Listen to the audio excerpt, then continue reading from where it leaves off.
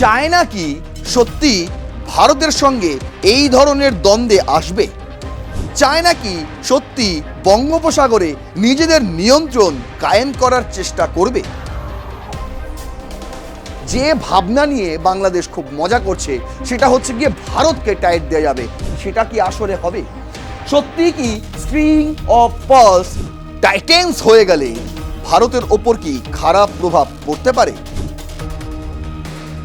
সেই কারণেই তড়িঘড়ি ব্রিক্স সম্মেলনের জন্য আসা চায়নার বিদেশমন্ত্রী অজিত দোভালের সঙ্গে বৈঠক করেন। প্রচুর নাচানাচি করছে যে আমাদের সঙ্গে চীনের এত বড় চুক্তি হয়ে গেল, ভারত এবার কি করবে? দেখো, ভারতের সঙ্গেও চীনের এত বড় চুক্তি হয়ে গেছে, বাংলাদেশ এবার কি করবে? আমার যদি প্রশ্ন এটা হয়,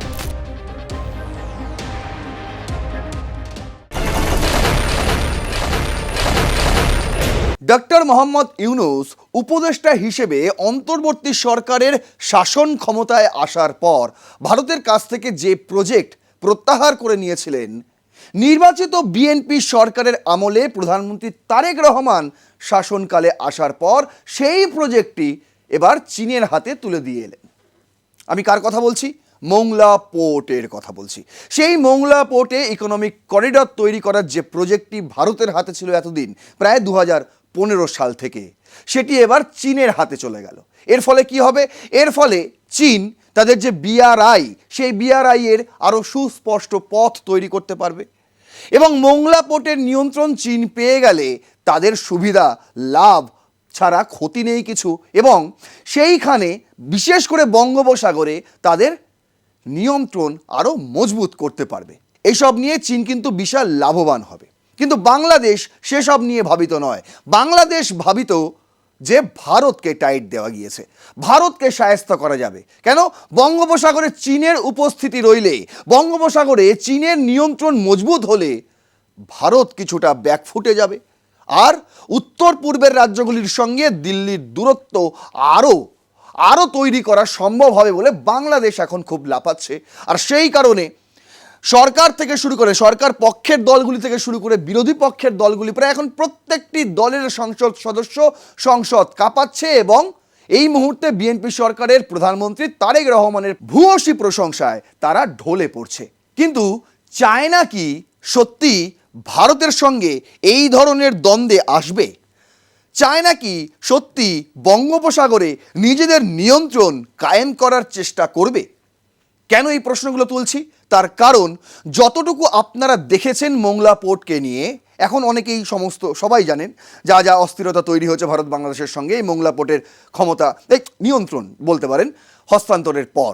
কিন্তু প্রশ্ন হচ্ছে, চায়না কি বাংলাদেশের যে ভাবনা, সেই ভাবনার আগুনে কি ঘি ঢালবে, নাকি চায়না অন্য পথেই হাঁটবে? আজকের এই এপিসোডে সেই প্রশ্নেরই উত্তর খুঁজব। কেন? তার কারণ আপনারা জানেন কি জানেন না আমি জানি না, আজ এই ভিডিওর যে টাইটেলটি রয়েছে, যে তারেক সফরের আগেই চীনের একটি গোপন বৈঠক হয়ে গিয়েছিল দিল্লিতে। সেই বৈঠকে ভারত এবং চীনের মধ্যে কি কি বিষয়ে কথা হয়েছে সেটাও কিন্তু সমান গুরুত্বপূর্ণ এই মোংলা পোর্ট আলোচনা বিশ্লেষণ করার ক্ষেত্রে, যা এখন আপনি কোনো মিডিয়ায় সেভাবে খুঁজে পাবেন না। বিশেষ করে এই বৈঠক সম্পর্কে বিস্তারিত তথ্য কোনো সংবাদ মাধ্যমই ছাপেনি। তাহলে কি রয়েছে সেই গোপন বৈঠকে, এবং এই বৈঠক হলোই বা কেন, বিশেষ করে তারেক রহমানের চীন সফরের আগে, সেই বিষয়টাই খুঁজব আজকের এই এপিসোডে। চলুন শুরু করছি রণক্ষেত্র। আপনাদের সঙ্গে রয়েছে আমি নারায়ণ। আজ আমাদের হেডলাইন, মোংলা পোর্টের রহস্যভেদ। আপনারা ওপর যেটুকু দেখছেন সেটুকুই কিন্তু সত্যি নয়, এর ভেতরেও লুকিয়ে রয়েছে অনেক বড় সত্যি, সেটাই আজকে খুঁজে বের করব। দেখুন, প্রথম স্লাইডেই আমি রেখেছি, the Times of India headline করেছিল, Bangladesh China pivot, Teesta, jet jets and Mongla port put India under strategic pressure. Tarique রহমানের এই চীন সফরকালে তিনি প্রেসিডেন্ট শি জিনপিং এর সঙ্গে সাক্ষাৎ করেছেন, এবং যে মেজর চুক্তিগুলো হয়েছে তার মধ্যে হচ্ছে তিস্তা মহাপরিকল্পনা, যেটা আগে থেকেই হচ্ছিল কথাবার্তা, আপনাদের আমি জানিয়েছিলাম, আর হচ্ছে জেটস নিয়ে পাকিস্তান অপারেশন সিন্দুরের সময় একদম মাঠে মারা পড়েছে, সেই জেটস এবার কিনবে চীনের থেকে বাংলাদেশ। আর অন্যদিকে মোংলা পোর্ট, যেটা ইতিমধ্যেই চায়নার হাতে তুলে দেওয়া হয়েছে, যেটা ভারতের প্রজেক্ট ছিল, মানে ভারতের সঙ্গে করার একটা প্রজেক্ট ছিল শেখ হাসিনার আমলে, তেমনটাই কিন্তু চুক্তি হয়েছিল। দেখুন, নিউজ 18 করেছে যে string of pearls tightens, how Bangladesh U turn on Mongla port hits India's act east policy. ইন্ডিয়ার যে অ্যাক্ট ইস্ট পলিসি রয়েছে তাতে বাধা সৃষ্টি করছে বাংলাদেশ। কেন? একটা ইউটার্ন মেরে দেওয়ার পর শেখ হাসিনা যে চুক্তি করেছিলেন সেই চুক্তি এসে ডক্টর মোহাম্মদ ইউনূস বাতিল করে, আর তারেক রহমান এসে সেই চুক্তি আবার অন্য একটি দেশের সঙ্গে করে। কোন দেশ? সেটা হচ্ছে চায়না। চায়নার কি স্বপ্ন? String of pearls. সেই স্ট্রিং অফ পার্লস এবার আরও টাইট হবে বাংলাদেশের এই ইউটার্নের ফলে। বাংলাদেশ ভাবছে আমরা অনেক বড়, মস্ত বড়, বিশাল সাহসিকতার কাজ করে ফেলেছি, ভারতকে আমরা বুড়ো আঙুল দেখিয়ে দিয়েছি। আদতে বাংলাদেশের যে লেজ কাটা যেতে চলেছে আগামী দিনে, সেটা তারা এখন বুঝতে পারছে না, আগামীতে বুঝতে পারবে। সেটা আমি আজকের এই এপিসোডে আপনাদের সামনে খোলসা করে দেবো। যেমন বলছে, প্রথমে বাংলাদেশ তাদের মংলা বন্দর উন্নয়ন প্রকল্প ভারতের পরিবর্তে চীনের সিসিসিসি বলে একটি কোম্পানি, সংস্থা, তার কাছে সঁপে দিয়ে এসেছে। আচ্ছা, এই সিদ্ধান্ত ভারতের অ্যাক্ট ইস্ট পলিসিকে বড় ধাক্কা দিয়েছে, এটা মানতেই হবে। আচ্ছা, মংলা বন্দর ভারত সীমান্ত থেকে মাত্র 80 কিলোমিটার দূরে অবস্থিত।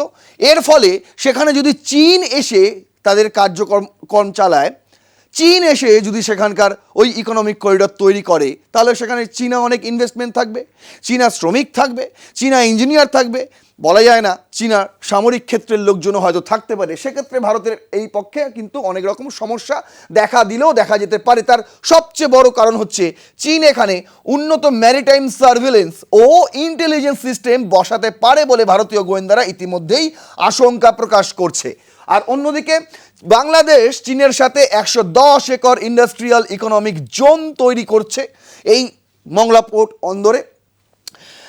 তারা স্কুলে ম্যান্ডারিন ভাষা চালু করার পরিকল্পনা করছে। দেখুন, শুধুমাত্র যে বাংলাদেশই লাভ করছে, তিস্তা মহা পরিকল্পনায় চীন কাজ করবে, চীনের টাকা আসবে, J10 চীনের কাছ থেকে কিনবে, মংলা পোর্ট চীন তৈরি করবে, মানে পোর্টের যে এখন এই যে ইন্ডাস্ট্রিয়াল ইকোনমিক জোন সেটা তৈরি করবে চীন।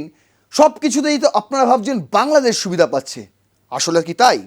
দেখুন, তিস্তা মহাপরিকল্পনা করবে চীন। চীন কি করে? চীন বিশ্বের বিভিন্ন দেশে বিভিন্ন উন্নয়নমূলক কাজ করে বেড়ায়, আর তারপর সেই জায়গায় তারা চিরদিনের মতন থাবা বসিয়ে দেয়, সেখান থেকে তাদেরকে আর কেউ সরাতে পারে না। দেখুন শ্রীলঙ্কাকে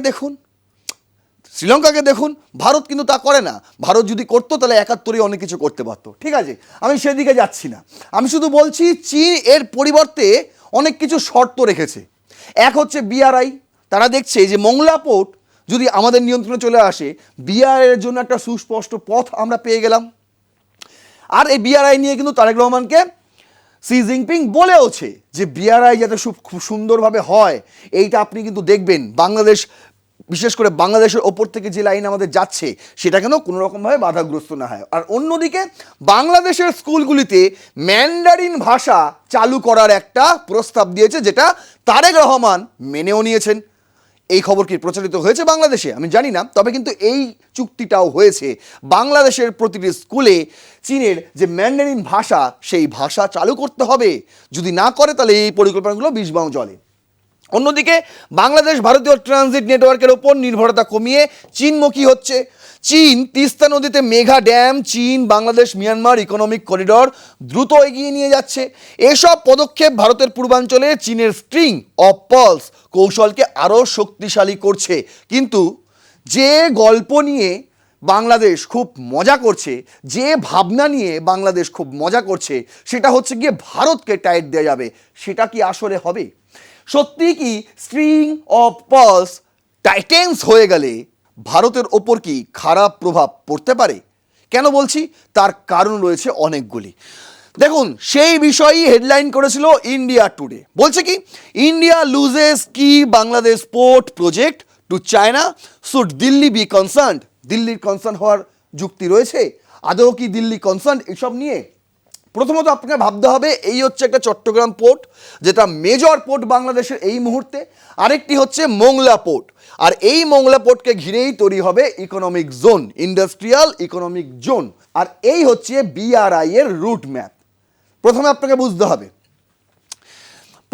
বুঝতে হবে যে এই মোংলা পোর্ট কলকাতা থেকে মাত্র 168 কিলোমিটার দূরে, আর এই মোংলা পোর্টেরই 110 একর জমি জুড়ে তৈরি হবে পোর্ট, ইন্ডাস্ট্রিয়াল ইকোনমিক জোন, এই সমস্ত কিছু। এইখানে ভারতের কনসার্ন হওয়ার কারণ কি?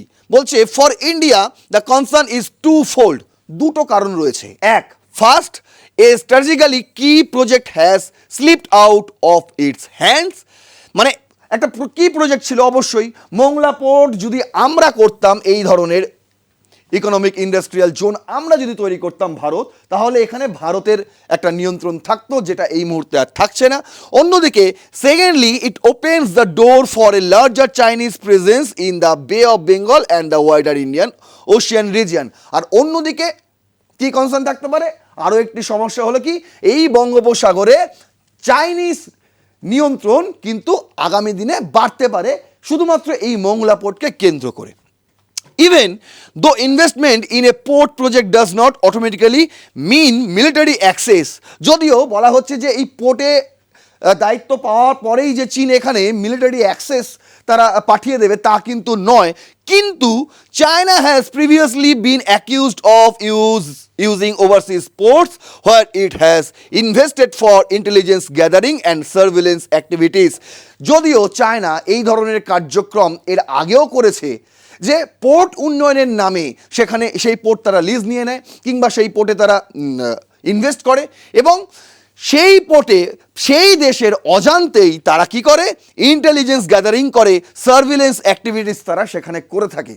আর এটাই কিন্তু এই মুহূর্তে ভারতীয় গোয়েন্দাদের সবচেয়ে বড় আশঙ্কার বিষয়। প্রথমত আপনাকে বুঝতে হবে চায়না কেন মোংলা পোর্টকে বেশি গুরুত্ব দিচ্ছে। তার কারণ হচ্ছে এই যে দেখতে পাচ্ছেন মালাক্কা প্রণালী, এই মালাক্কা প্রণালী হচ্ছে চায়নার একটি গুরুত্বপূর্ণ প্রণালী, গুরুত্বপূর্ণ চোখ পয়েন্ট যাকে বলতে পারেন। আপনারা শুনেছেন হরমুজ প্রণালী। হরমুজ প্রণালী যেমন গোটা দক্ষিণ এশিয়ার জন্য একটা গুরুত্বপূর্ণ চোখ পয়েন্ট, তেমনি এই মালাক্কা প্রণালীও হচ্ছে চায়নার জন্য গুরুত্বপূর্ণ খুবই। আর এই মালাক্কা প্রণালীর আগেই আপনারা দেখতে পাচ্ছেন যে বে অফ বেঙ্গল রয়েছে, ইন্ডিয়ান সি রয়েছে। তো সেক্ষেত্রে এই এলাকার নিয়ন্ত্রণ কিন্তু ভারতের হাতে, কারণ এখানে রয়েছে আন্দামান এবং নিকোবর দ্বীপপুঞ্জ, যেখানে এই মুহূর্তে ভারতের আর্মির বেস ক্যাম্পও তৈরি হচ্ছে। দেখুন কেন তাহলে গুরুত্ব দেওয়া হচ্ছে মোংলা পোর্টকে? তার কারণ আন্দামান নিকোবর দ্বীপপুঞ্জে ভারত তাদের কার্যক্রম বাড়াচ্ছে, মিলিটারি কার্যক্রম বাড়াচ্ছে, সেটাকে কিছুটা প্রতিহত করতে পারবে। আর মালাক্কা প্রণালী দিয়ে তারা খুব সহজেই বিআরআইকে নিয়ে যেতে পারবে বাংলাদেশের মোংলা পোর্টে, এবং সেইখান থেকে তারা আবার শ্রীলঙ্কায় আসতে পারে, কিংবা এই যে ডিরেক্ট যেটা শ্রীলঙ্কায় আসছিল সেটার একটা বিকল্প পথ তৈরি হয়ে গেল, যেটা মোংলা পোর্ট হয়েও আসতে পারে। এটাই কিন্তু মেন টার্গেট রেখেছে চায়না। এবার দেখুন আমি আপনাদের দেখাচ্ছি যে চায়না কেন বে অফ বেঙ্গল বা ইন্ডিয়ান ওশিয়ানে ভারতকে নাড়াতে আসবে না, ভারতকে ঘাটাতে আসবে না। কেন আসবে না? তার সবচেয়ে বড় একটা কারণ রয়েছে এই মালাক্কা প্রণালী, এই মালাক্কা স্ট্রেট। তার কারণ এটা ফোর্বস ছেপেছিল 2020 8ই জুলাই। কি ছিল এই আর্টিকেলে? Could the Indian navy strangle China's lifeline in the Malacca strait. বলছে কি ইন্ডিয়ান নেভি কি চায়নার মালাক্কা স্ট্রেটের গলা চিপে ধরতে পারে, শ্বাসরোধ করতে পারে? এই কথা কেন বলছে এবং কেন এই কথাটা উঠে আসছে সেটা একটুখানি পড়লেই আপনারা বুঝতে পারবেন। বলছে with tensions running high between the two countries this threat is well understood by naval analyst talking to the tech ops podcast on July 5, মানে 2020 জুলাই 5 তারিখ, জুলাই মাসের 5 তারিখ একটি পডকাস্ট হয়, এবং সেই পডকাস্টে এই টেনশনের কথা উঠে আসে। এটা একটা বড়সড় টেনশন চীনের কাছে, যে ইন্ডিয়ান নেভি এই মালাক্কা প্রণালীর নিয়ন্ত্রণ যদি নিয়ে নেয়, বিশেষ করে এখান থেকে কোনো জাহাজ যদি যেতে না দেয়, তখন কিন্তু মাঠে মারা যাবে চীন। আর এটা চীন ভালো মতনই জানে। আর এই আশঙ্কার কথা কে তুলে ধরেছিলেন প্রথম? The renewed naval author and creator of Harpoon war game series Larry Bond, যে হারপুন ওয়ার গেম সিরিজের স্রষ্টা, said that China has a real concern that India could close the strait. তিনি বলেছিলেন যে চীন কিন্তু ভীষণভাবে আশঙ্কায় রয়েছে যে মালাক্কা স্ট্রেট ইন্ডিয়া যে কোনো সময় বন্ধ করে দিতে পারে। 2020 সালটা একটু নজর রাখবেন, সেই সময় কিন্তু গালওয়ান উপত্যকায় চীনের সঙ্গে একটি সংঘর্ষ আমাদের হয়েছিল। আর তারপরে পরে এই ধরনের আশঙ্কা কিন্তু চীনের তরফ থেকে এসেছিল। কি বলছে? If India wanted to cut off trade with China, all that way have to do is park a bunch of ships at the Strait of Malacca and that's it. Nothing else is getting through that way. বলছে India যদি চায় চায়নার সঙ্গে সমস্ত রকম বাণিজ্য বন্ধ করে দেবে, তাহলে তারা শুধুমাত্র একটা কাজ করলেই হয়ে যাবে, এই মালাক্কা প্রণালীটাকে বন্ধ করে দিতে হবে। আর চায়নার যত রকম জাহাজ ফাজ যা যায় সব এখানেই আটকে যাবে।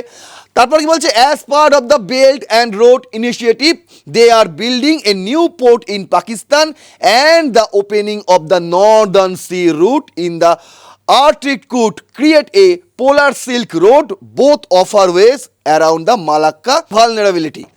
মানেটা কি? বলছে এই কারণে চীনের এই আশঙ্কা রয়েছে বলেই তারা কিন্তু নর্দার্ন সিতে একটি রাস্তা খুঁজছে, যেটা প্রায় অসম্ভব। আর একটা বিকল্প রাস্তাটা খুঁজছে, যেটা পাকিস্তানের মধ্যে দিয়ে একটি রেলপথ, এই গোয়াদার পোর্টকে কানেক্ট করবে যে রেলপথ। এই দুটো রাস্তা তারা বিকল্প হিসেবে খুঁজছে, যাতে মালাক্কার প্রণালী আগামী দিনে যদি ইন্ডিয়ান নেভি বন্ধ করে দেয় তাহলে তারা বিআরআই এর প্রজেক্টটা চালিয়ে যেতে পারে। সেই জন্য সেদিকে তারা বিকল্প ভাবনা তাদের রয়েছে। কিন্তু দেখুন, বিকল্প ভাবনা সবসময় কাজে দেয় না। আমি যেমন প্রথমটা বললাম, এই যে নর্দার্ন সি, এই যে ভাবনাটা, এই ভাবনাটা কখনোই বাস্তবে সম্ভব নয়, কারণ আপনারা জানেন উত্তর মেরু। সেই কারণে কিন্তু দিল্লিতে আসতে বাধ্য হয়েছেন চীনের বিদেশমন্ত্রী তারেক রহমানের চায়না যাওয়ার আগে। The new port in Pakistan is at Gadar in the west of country. Goods uploaded there will be shipped overland to China as a part of China-Pakistan Economic Corridor (CPEC). On June 8, Pakistani government approved a 7.2 billion upgrade to a railway which will connect Gadar to Kashgar, China. The port is not yet operating at capability, but the direction seems clear. দেখুন, বলছে নতুন করে 7.2 billion টাকা Chinese মুদ্রা কাকে দিয়েছিল? সিপেকের জন্য পাকিস্তানকে দিয়েছিল চায়না। কবে? 2020 সালের 8ই জুন। বুঝতে পারছেন? 6 বছর কেটে গেছে। জানি না রেলওয়ে পথ এখনো পর্যন্ত হয়েছে কিনা, নাকি ওই ভাবনাতেই থেকে গেছে।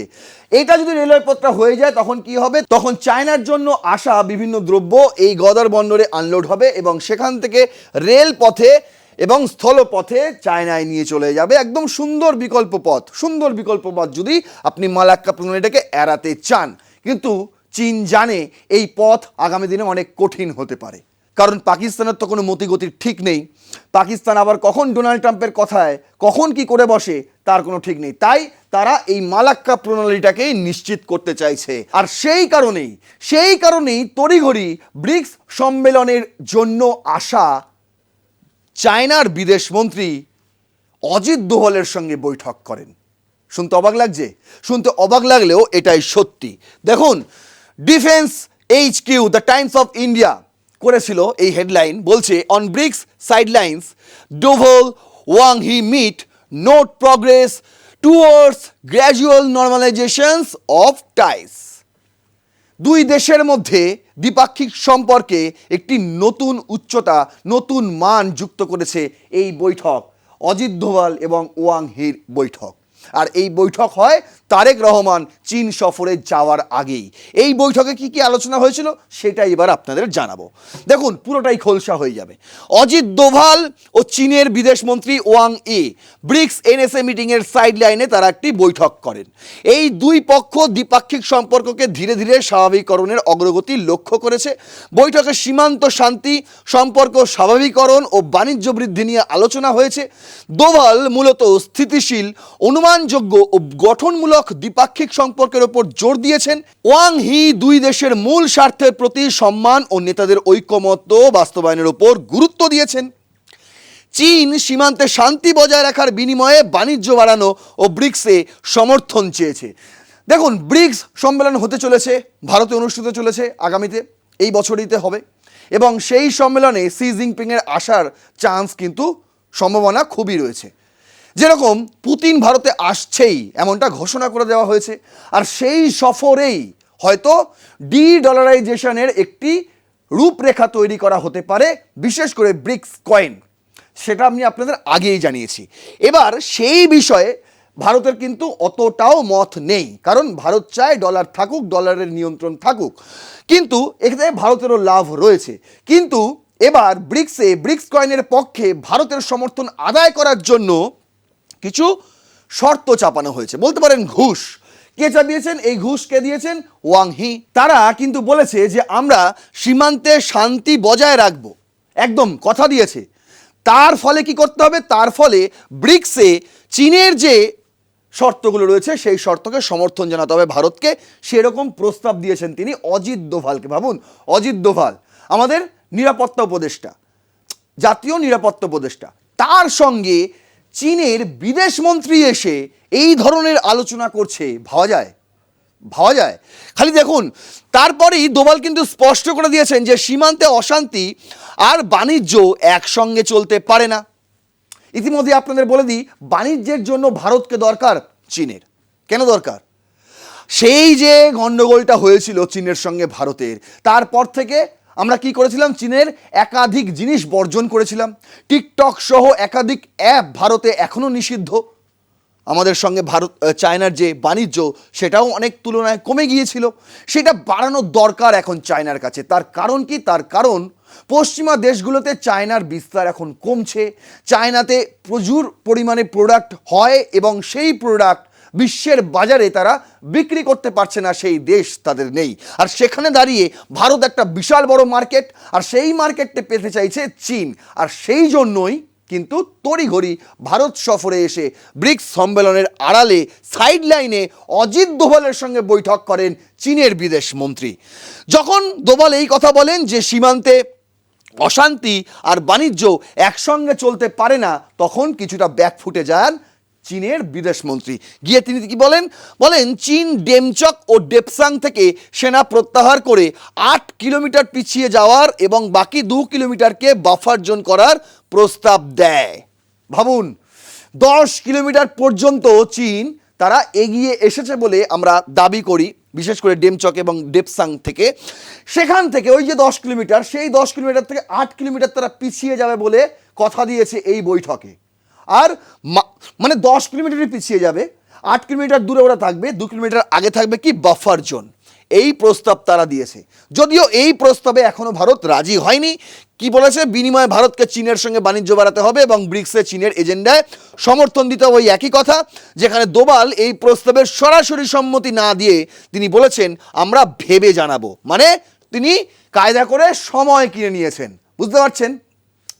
যখন তারেক রহমান চীনে যায় তাদের জন্য, মানে টাকা পয়সার জন্য, তখন চীনের প্রতিনিধি ভারতে আসে, ভেবে দেখুন। আর বাংলাদেশে হই হই করে রব ওঠে কেমন দিলাম ভারতকে।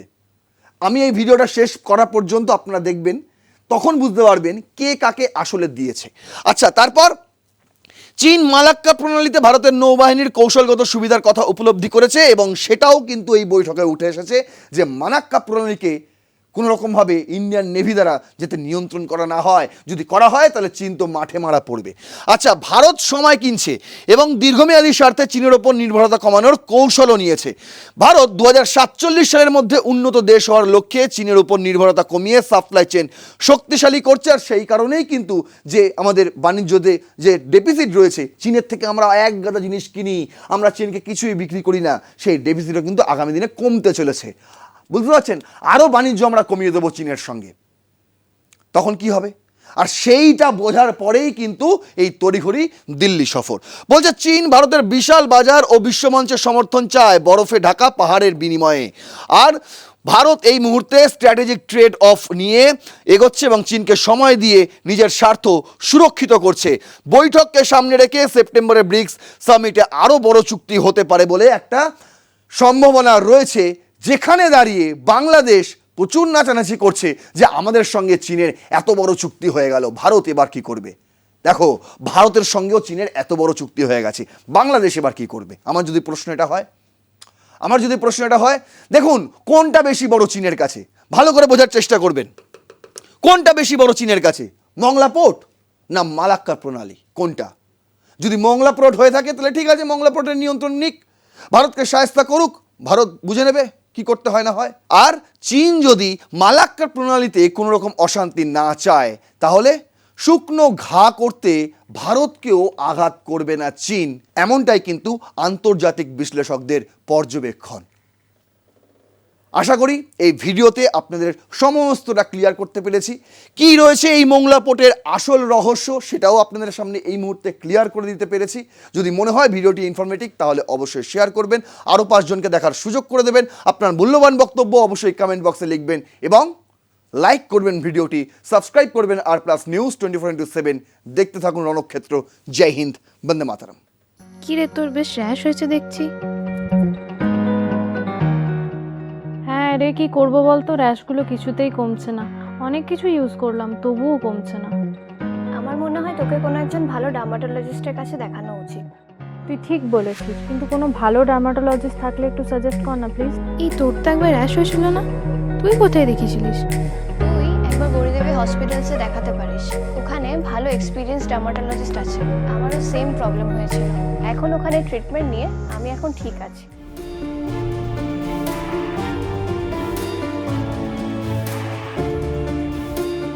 গৌরী দেবী হসপিটাল, রাজবাঁধ, দুর্গাপুর। যোগাযোগ 8001003333, 8001113333।